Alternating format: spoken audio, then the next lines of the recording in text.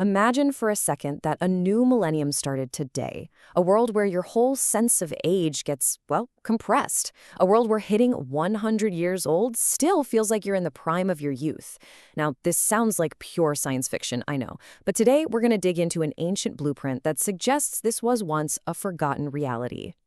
So let me just ask you this straight up. Could you possibly imagine someone finding you desirable at age 90? I mean, it feels impossible, right? Something out of a movie.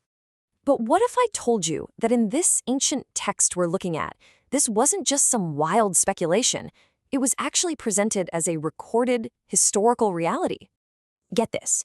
In the book of Genesis, a foreign king sees a woman named Sarah and is so taken by her that he brings her into his palace to be his wife. And her age? 89. And not long after this, at 90, she has her first child, Isaac. You see, this story isn't just about living a long time. It's about a kind of deep, profound vitality that honestly feels almost alien to us today. Sarah's story it's pretty startling for sure. But here's the thing. It's not some random one-off event. It's actually our entry point for understanding a completely different way of looking at old age, what you might call a new kind of old. The whole focus here isn't just about, tacking more years onto your life.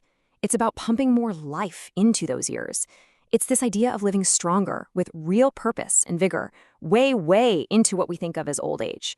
And this idea, it just keeps building into this much bigger pattern. Seriously, once you start looking for it, you see this theme of late life vitality woven all through the biblical narrative. It's everywhere. I mean, just think about these examples. You've got Moses at 120 years old with perfect eyesight and his full natural strength. You've got Caleb, an 85-year-old warrior, climbing and conquering mountains. Abraham having kids after he turned 100. Then there's Jehoiada, leading a national reform at 130, and Anna, who ran a spiritual ministry for 84 years after her husband had passed. And it's not just about one kind of strength either. It's a whole spectrum of vitality. You've got the physical attractiveness of Sarah, the pure, raw strength of Caleb, the total bodily health of Moses, the fertility of Abraham, and the incredible leadership and wisdom of people like Jehoiada and Anna. It's like a complete, holistic vision of a powerful old age. Okay, so this blueprint for vitality is absolutely fascinating, but it leads us to a huge puzzle. Because when you actually look at what the text says about lifespan itself, you don't get one nice, neat answer. Nope. You get three very different numbers. So first, there's the number that probably sounds the most familiar to all of us, 70 to 80 years. Psalm 90 talks about this as our lifespan, and it's often filled with labor and sorrow. This is the reality most of us recognize, right? But then you get another number entirely. Genesis 6 says that man's days shall be 120 years. And this isn't framed as an average or a hope. It's presented as a firm, divinely set upper limit, a biological ceiling, if you will. And just to make things really confusing, there's a third option. Prophecies in the book of Isaiah talk about a future time where if you die at 100 years old, you're considered a child who died too young. So here, 100 plus is basically just getting started. So what is going on here? Is it 70, 120, or well over 100? I mean, is the text just contradicting itself? This is the central puzzle we've got to figure out. Well, the solution is actually pretty brilliant and surprisingly simple. The numbers aren't a contradiction because they don't describe a fixed rule. They describe a condition.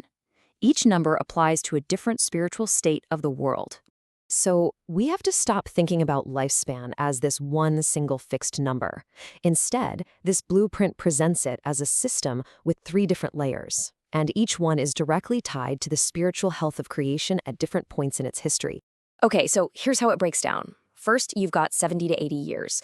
That's the normal lifespan in what the text calls a fallen world. Second, you have that 120-year divine ceiling, the absolute biological limit God put in place, which Moses hits perfectly. And third, you have that 100-plus year lifespan, which is a promise for a future totally restored creation. All right, now that we have all the pieces, let's put them together and look at the big picture. Let's see how these different lifespans map onto one single coherent timeline. It's pretty cool. The simple but really powerful idea here is that human longevity directly mirrors the state of the world. As the condition of creation changes through these different biblical eras, so does our lifespan and our vitality. And look at how perfectly these eras line up. Before the flood, you see these crazy long lifespans, up to 900 years, reflecting that early creation. Then, after the flood, that 120-year ceiling gets put in place. That eventually leads to our current historical era, where 70 to 80 is the norm. And then, looking forward, the blueprint describes a restored age, a messianic kingdom, where living to 100 means you're considered young again. It all just fits. So the huge takeaway here is this. The numbers were never contradicting each other. They were just describing different conditions of creation. The 70-year lifespan, the 120-year limit, and the 100-plus restoration. They're all just different chapters in one single spiritually connected story. And that, of course, leaves us with one final big thought. If this ancient blueprint is onto something, if our human potential, our very lifespan, is truly tied to the spiritual condition of our world, then what does that say about our future? And maybe more importantly, what's our role in shaping it? Definitely something to think about.